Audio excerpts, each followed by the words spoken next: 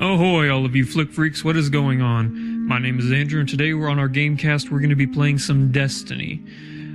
Just to get you guys an idea of what you can expect in this video, we're going to be doing just a quick, half an hour heroic strike, and then we're going to be talking about a couple of movies and television shows that I've been seeing lately. So, let's let this load up and we'll pick us a character. Sound good? Alright. We're also going to talk a little bit about news that's come out with Destiny, stuff that might make a few people upset. Alright, let's let our characters load up here. I have 3 level 32s, I have a Warlock, I have a Titan, and I have a Hunter. I think we'll go with the Hunter today. So, we'll let this load up, and then we'll choose the weekly heroic strike, and then normally they're set on level 24, but we're going to bump it up to level 30, make it just a tiny bit interesting. So we'll click on this, bump it up to level 30. There we go. And start to sign up.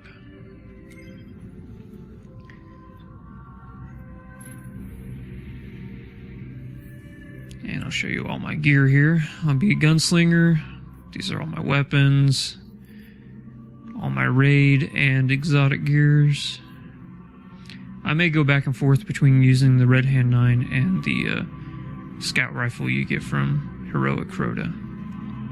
So, alright. Looks like we're going to launch into the planet.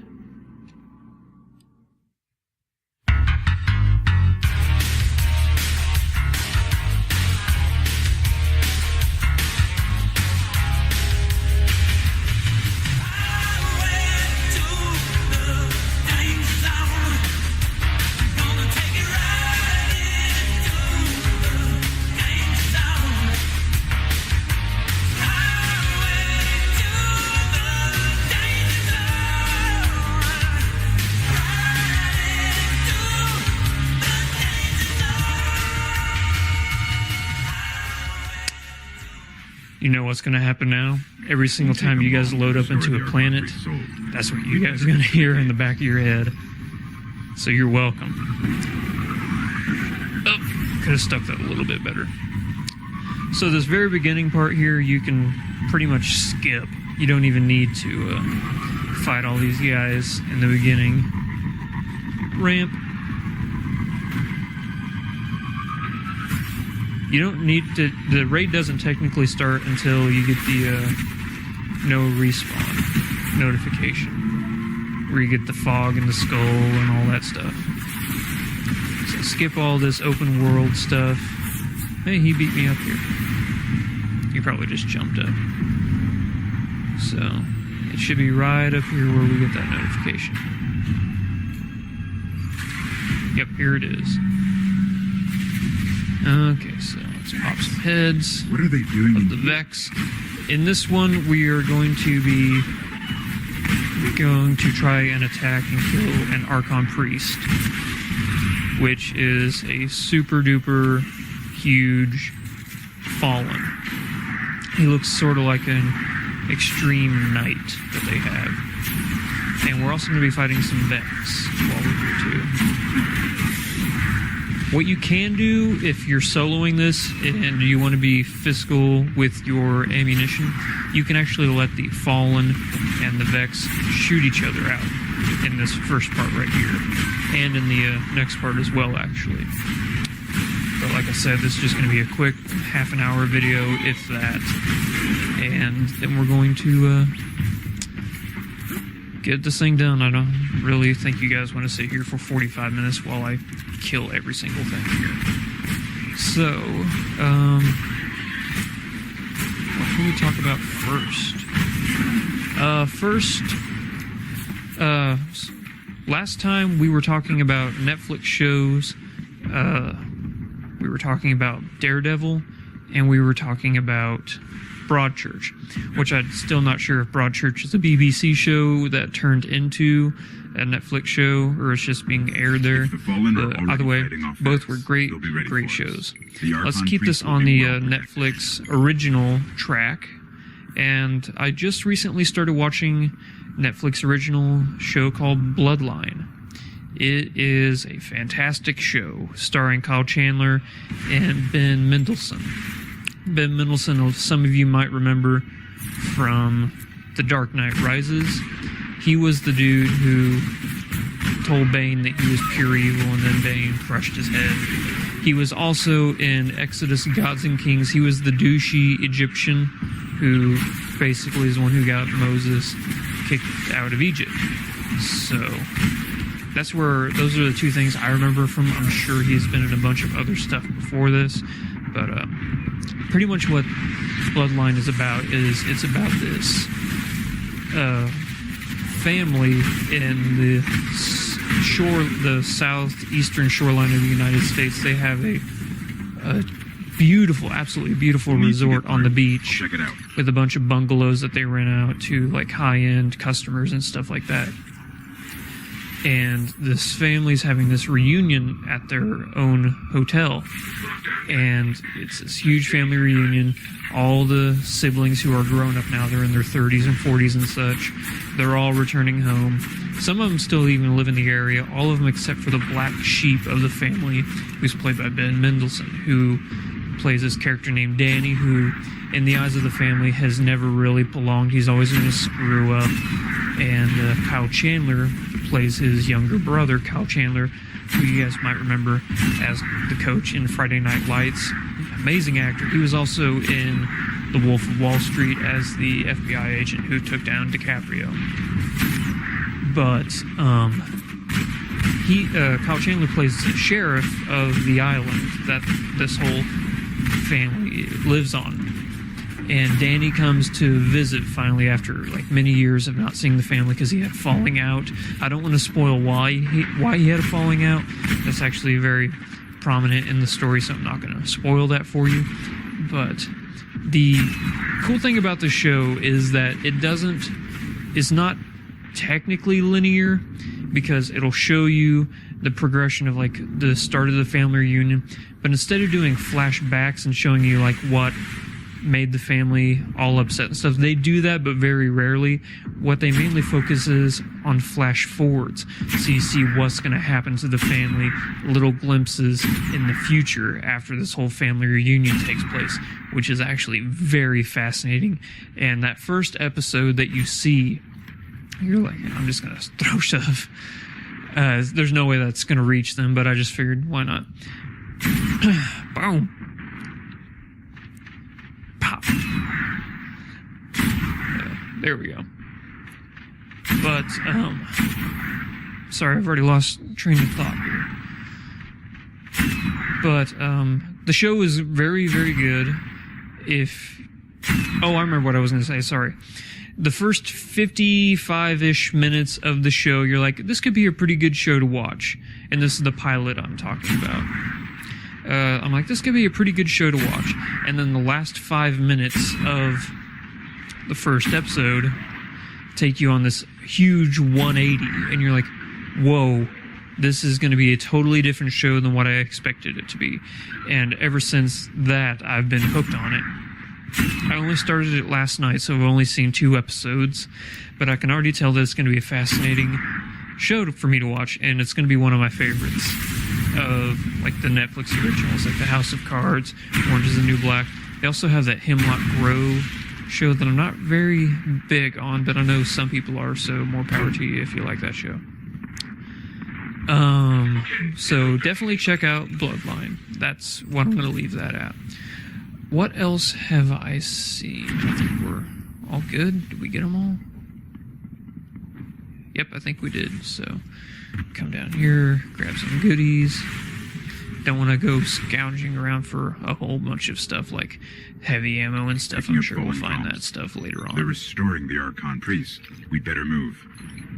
Tell me about it, Dinklebot. Okay, we're just gonna hop on our Sparrow, and I'm gonna actually skip. You can land it. No, damn. What I'm gonna do is I'm actually going to just skip all these guys right here. You can, if you're very careful, and you go around the edge, which I said I was gonna go around the edge, and I didn't right there.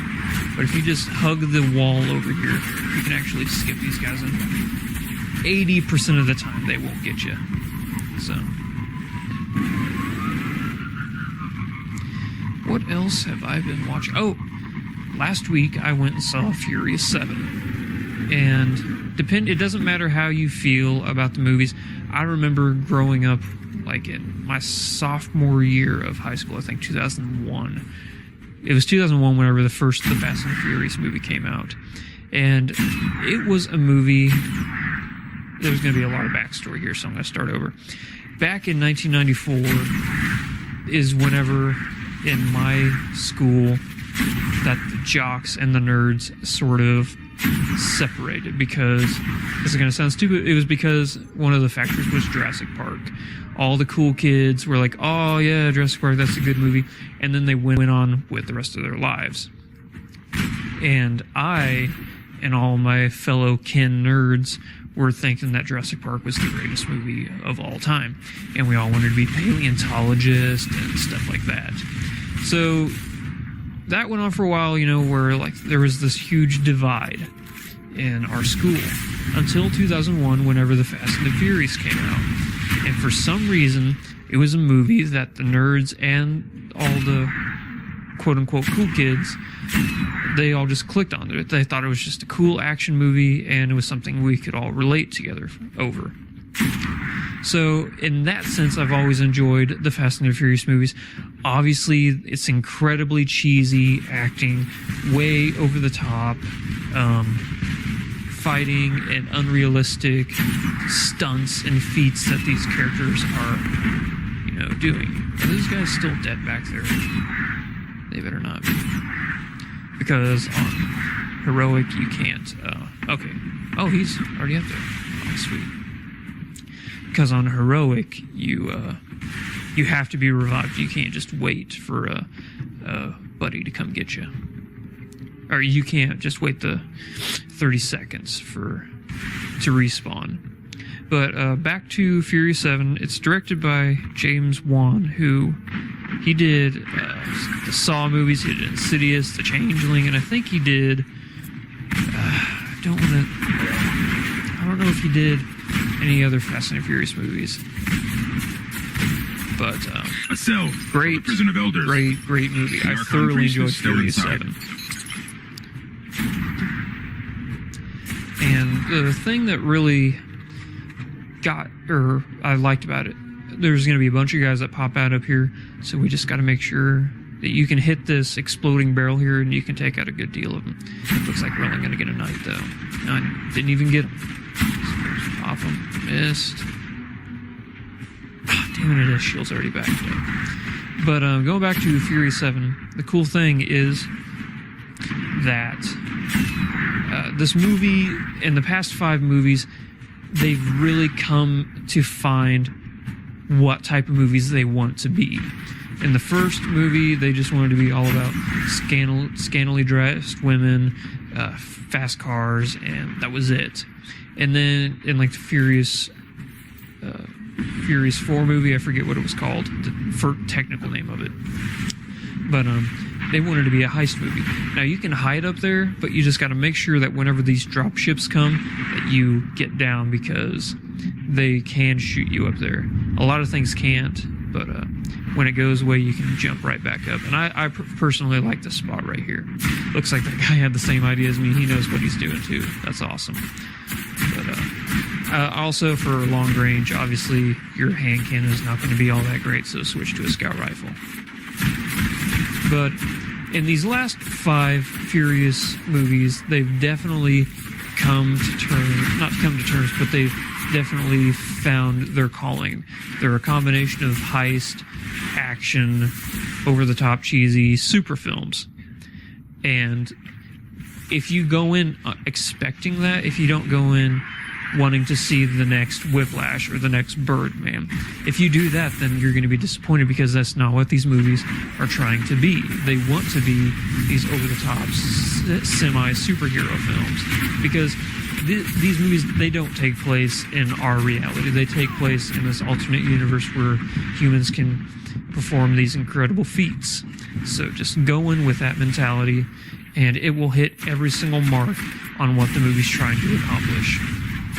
even the cheesy one-liners, I love those because that's what you need in these kind of films. You can't just get half of what the movie wants. If they're going to go all out. Another great thing is that these movies add something to you, especially this one, because they add the feels in this one. They really do. Whenever Paul Walker died a few years ago, I wasn't sad about it. I'm like, oh man, that just really sucks because, he was good. I really liked him in those Furious 7 movies.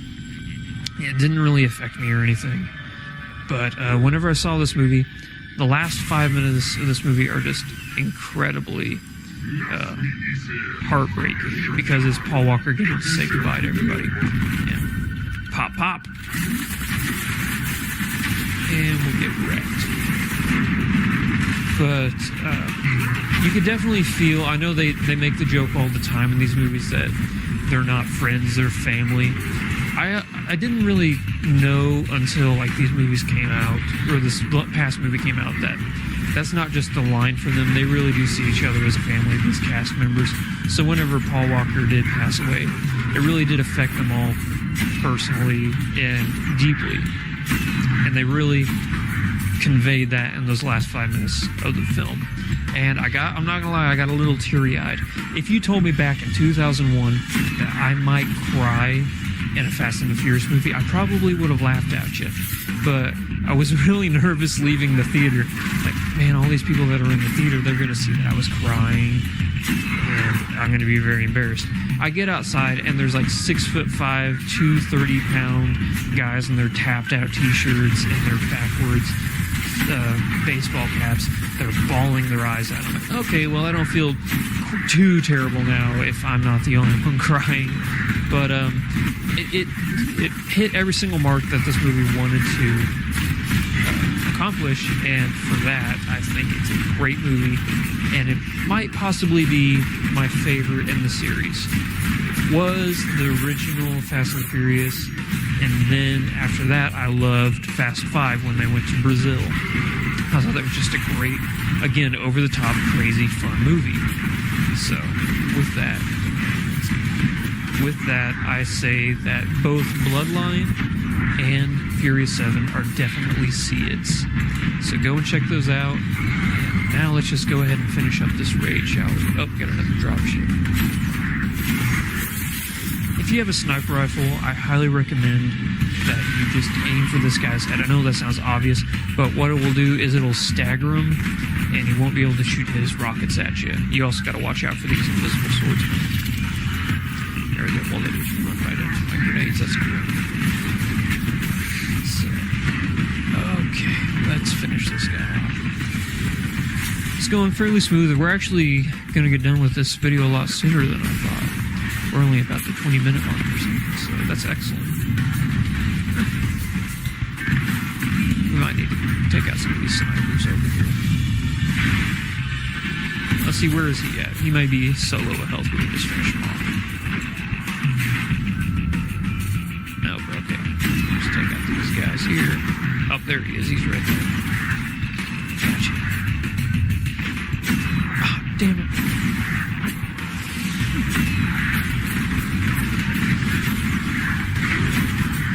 There he is. Oh, damn it. And out of here. Got him. Alright. Now let's find out where he's at and finish him off.